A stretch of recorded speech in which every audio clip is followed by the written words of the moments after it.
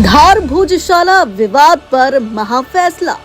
High court की Indore bench ने किया ऐतिहासिक निर्णय। मस्जिद नहीं है, मंदिर है, धार की भोजशाला।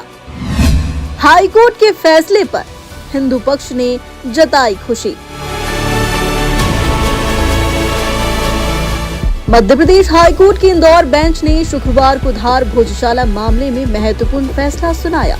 अदालत ने कहा कि भोजशाला का मूल स्वरूप संस्कृत शिक्षा केंद्र और देवी वाग्देवी सरस्वती के मंदिर के रूप में स्थापित होता है।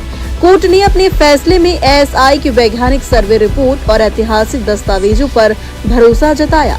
अदालत ने कहा कि पुरातत्व एक विज्ञान है और वैज्ञानिक अध्ययन के आधार पर निकाले गए निष्कर्षों पर भरोसा किया जा सकता है।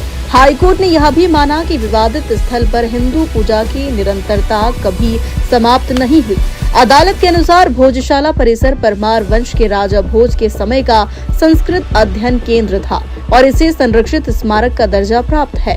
कोर्ट ने केंद्र सरकार और भारतीय पुरातत्व सर्वेक्षण को परिसर के प्रबंधन और संरक्षण के निर्देश दिए हैं। भोजशाला मामले में हाई कोर्ट के फैसले के बाद अधिवक्ता विष्णु शंकर जैन ने इसे ऐतिहासिक फैसला बताया। उन्होंने कहा कि अदालत ने साफ तौर पर भोजशाला को मंदिर माना है और हिंदू पक्ष की मूल मांग को स्वीकार किया है।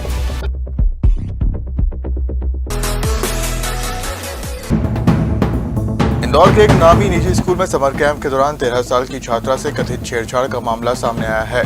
छात्रा ने स्कूल के एक शिक्षक पर बैड टच करने का आरोप लगाया है।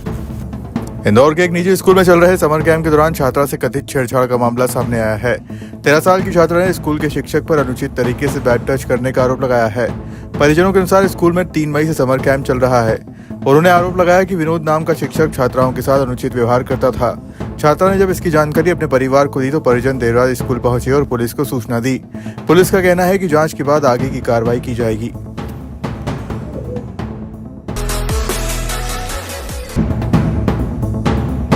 मुख्यमंत्री डॉक्टर मोहन यादव शुक्रवार को उज्जैन स्थित जय गुरुदेव आश्रम पहुंचे, जहां उन्होंने संत उमाकांत जी महाराज से मुलाकात कर उनका आशीर्वाद लिया। आश्रम में आयोजित कार्यक्रम के दौरान मुख्यमंत्री ने कहा कि संतों से मिलने वाली शिक्षा समाज को सत्य मार्ग पर चलने और मानवता की सेवा के लिए प्रेरित करती है। मुख्यमंत्री ने कहा कि सिंघर्ष 2028 के आयोजन को लेकर उज्जैन में स्थानीय जनता, जनप्रतिनिधि और प्रशासन मिलकर कार्य कर रहे हैं। उन्होंने कहा कि सभी धर्मों के लोग स्वेच्छा से अपने देवस्थानों को हटाने की पहल कर रहे हैं, जो सामाजिक समरसता का उदाहरण है। वहीं संत उमाकांत महाराज ने मुख्यमंत्री की सराहना करते हुए कहा कि पहले वे उन्हें मोहन प्यारे कहकर बुलाते थे, लेकिन अब वे अपने सेवा कार्यों से जनता के लाडले बन गए हैं। उन्होंने मुख्यमंत्री को सत्य, सनातन और अहिंसा के मार्ग पर चलते हुए जनसेवा करते रहने का आशीर्वाद दिया। जय गुरुदेव के आश्रम के माध्यम से हम पशु मात्र से प्रेम करें, अपने जीवन में सदैव इन सारे सिद्धांतों का पालन करें और महाराज। उज्जैन कलेक्टर रोशन सिंह ने देर रात बड़नगर के चिकली उपार्जन केंद्र पर अचानक पहुंचकर व्यवस्थाओं का निरीक्षण किया।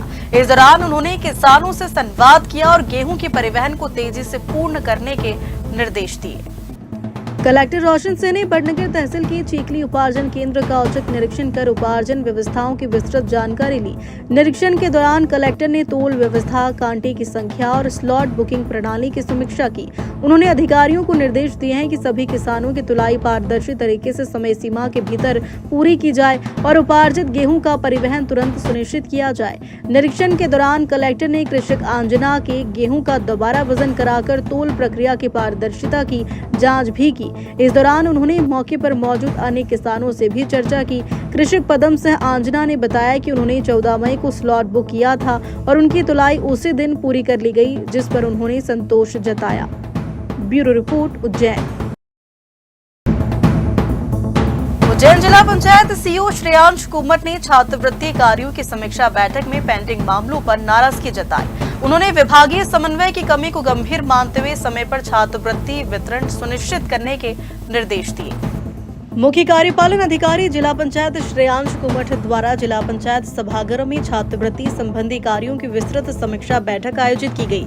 बैठक में उन्होंने स्कूल शिक्षा विभाग और आदिम जाति कल्याण विभाग के बीच समन्वय की कमी पर नाराजगी व्यक्त करते हुए निर्देश दिए कि दोनों विभाग आपसी समन्वय से कार्य करें, लंबित प्रकरणों का शीघ्र निराकरण करें तथा विद्यार्थियों को समय पर छात्रवृत्ति का लाभ दिलाना सुनिश्चित करें। सीओ कुमठ ने अतिरिक्त संचालक उच्च शिक्षा को भी आदिम जाति कल्याण विभाग के साथ समन्वय स्थापित कर लंबित मामलों के शीघ्र निराकरण के निर्देश दिए। उन्होंने कहा कि आगामी समीक्षा बैठक 15 दिन बाद आयोजित की जाएगी, तब तक सभी पेंडेंसी समाप्त होनी चाहिए। Bureau report, Ujjain.